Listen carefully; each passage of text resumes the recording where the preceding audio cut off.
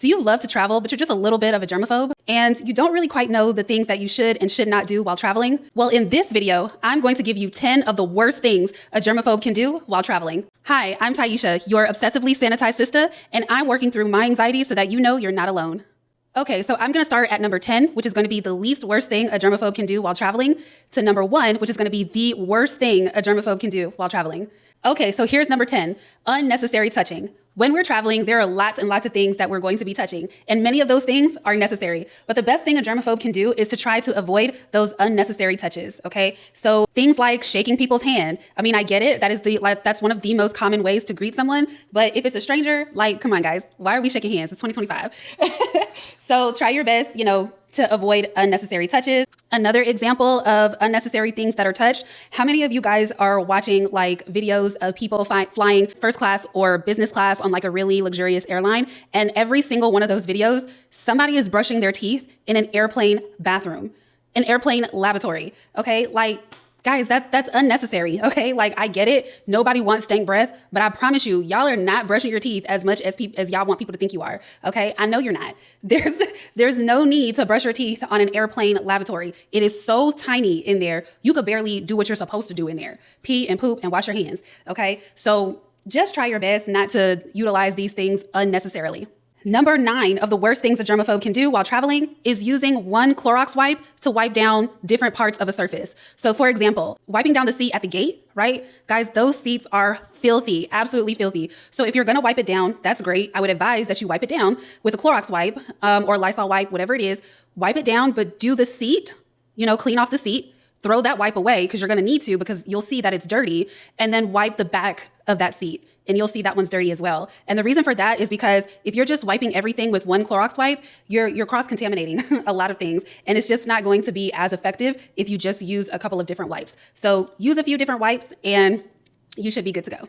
Okay, so this next one I am guilty of, and it may sound like an oxymoron, but the number 8 worst thing a person can do while traveling as a germaphobe is avoiding the bathroom or drinking water in order to avoid airplane or airport bathrooms. Guys, like I said, I am guilty of this. I understand why somebody would not want to do it. Like, trust me, I get it, why you would not want to use like an airport and especially an airplane bathroom. But honestly, that's like the worst thing you can do for your health, okay? Because if you're not hydrating yourself and you're not using the bathroom when you need to, that is a recipe for a UTI. Okay, so, and we don't need that because UTI means hospital or doctor's office, and we don't want to go to those places, okay? So even though you may not want to go to the bathroom when you need to, go ahead and do it because it'll be better for you in the long run. So what you have to do is make sure that you're prepared to go to the bathroom, wear your gloves, and bring a toilet seat cover. The number 7 worst thing a germaphobe can do while traveling is using your phone too much without sanitizing your hands first, okay? The phone is one of the things that we constantly have in our hands at all times, especially while traveling, because we're entertaining ourselves, whether we're reading, listening to music, listening to a podcast, whatever it might be, we are always on our phone in the day of technology, okay? So I get it, but at the same time, when you're pulling out your phone all the time, you are risking dropping it on the floor or, having to hand it to someone else. So, you are gonna be pulling out your phone, but make sure that you're using hand sanitizer, or even better, getting to the bathroom for you to wash your hands before you pull out your phone again. And another tip that is great, when you are getting onto the airplane and you're putting your carry-on into the overhead compartment, after you do that, use some hand sanitizer before you touch either yourself or your phone, anything that you want to remain clean. Use some hand sanitizer before that because your carry-on luggage is going to be dirty by the time you put it in the overhead compartment on the plane. Number 6 worst thing a germaphobe can do while traveling is letting your personal items touch things that you have not sanitized. So for example, things like your neck pillow, a blanket, any kind of pillow, that you're going to utilize again. If you are letting these things touch the floor, if you are letting them touch a chair that you have not cleaned, that is one of the worst things that you can do, guys. Please make sure that you are sanitizing whatever your items are going to be touching. And if you don't have the ability to sanitize it before let's say for instance, before your neck pillow touches the airplane seat, have a plan in mind to know how you're going to clean your neck pillow. So that will help reduce your anxiety when it comes to the germs that your neck pillow was exposed to, especially blankets as well. So often while I'm traveling through the airport, I will see little kids just dragging their blanket and I'm just like, oh my gosh, it bothers my spirit so badly.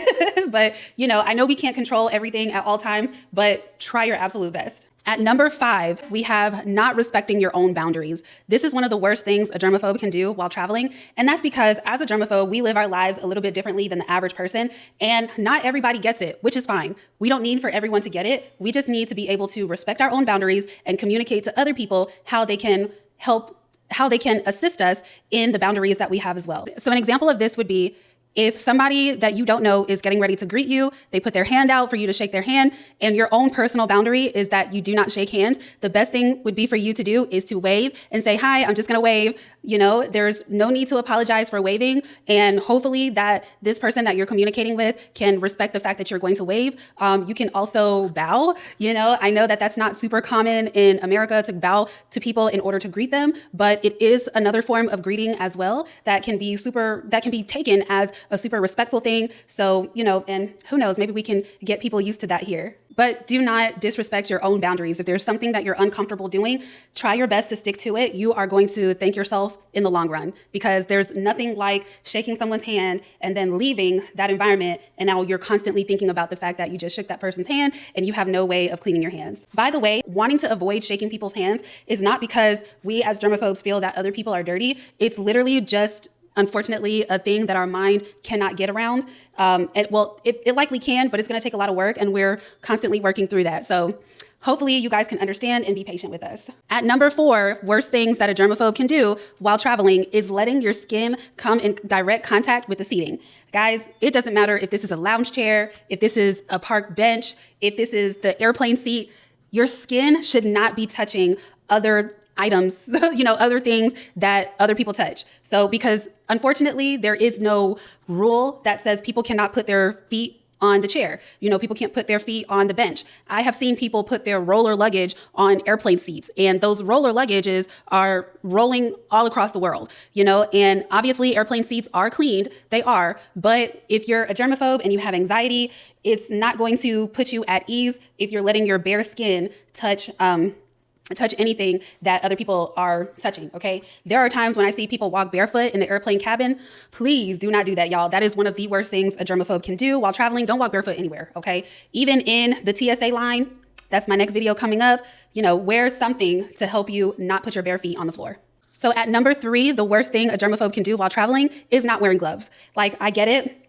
You know, we want to be able to wash our hands at every moment, but honestly, we cannot. It's just not a reality. So the moments that you cannot get to wash your hands, wear a glove, because as a person with anxiety with germs, that is just going to help reduce your anxiety to know that your bare hand is not touching, you know, things that are contaminated with germs, okay? And number 2 kind of goes hand in hand with that, and that is when you are wearing a glove, don't have the contaminated glove touch your body or your items that you're trying to keep sanitized. So especially do not touch your face. Oh my God. Don't touch your face. Don't touch your skin. Don't touch your cell phone, your purse, you know, your clothes, anything like that. Try your best to avoid cross-contamination. Okay. If you struggle with that, like if you're going to be somebody who can't really determine like which hand I wore the glove on, what I do is that I always wear the glove on my right hand, because if somebody does want to shake hands, you're going to be shaking a gloved hand, which is not a problem for me. And that other person is going to have to determine if that's an issue for them or not. But always choose one hand to wear the glove, and the other hand, my left hand, is going to be the hand that I can touch anything else that I don't mind touching, you know, so it can touch my face. If I have a little scratch, you know, if I need to get the hair out of my face, I can touch it with my left hand and everything will be fine. And the number one worst thing a germaphobe can do while traveling is not being prepared. Okay, guys, as a person with anxiety for germs, I can't do spontaneity, okay? I have to be prepared for things that could arise, okay? And obviously, you know, we can't predict the future. We don't know what's going on. So we can't always be prepared for everything that we want to be prepared for. So be prepared for that, okay? When I recently traveled, I ran into many situations that I was not prepared for, but I had to take that time to, in my mind, think about how was I going to get through this, okay? For example, I had to literally run to the gate one time, right? And I did not have time to make sure that my personal item bag was wrapped up in plastic. I literally had to throw my bags on the conveyor belt, walk through the TSA, grab my stuff, and run. So because of that, automatically, I knew that this was no longer going to be a bag that I could bring back into my place, okay? It was going to have to stay in an outside area, you know? So just think things through, think about worst case scenarios. Like if my jacket gets super dirty, the thing that I would think about is that I'm going to clean it and then donate it. And I've done that before. Like if something that I'm wearing, I just can't wrap my mind around it being clean enough for me, I will get it cleaned and I will donate that article of clothing. I'll have to say bye-bye to it, but that, to me, that is being prepared for the unexpected. So guys, please leave in the comments below if any of this information was helpful to you. And if you want to be a supporter, help people understand how to work with people who have anxiety with germs, please don't forget to subscribe, like, and share, and leave a comment. Let me know if this video was helpful for you. I hope to see you next time.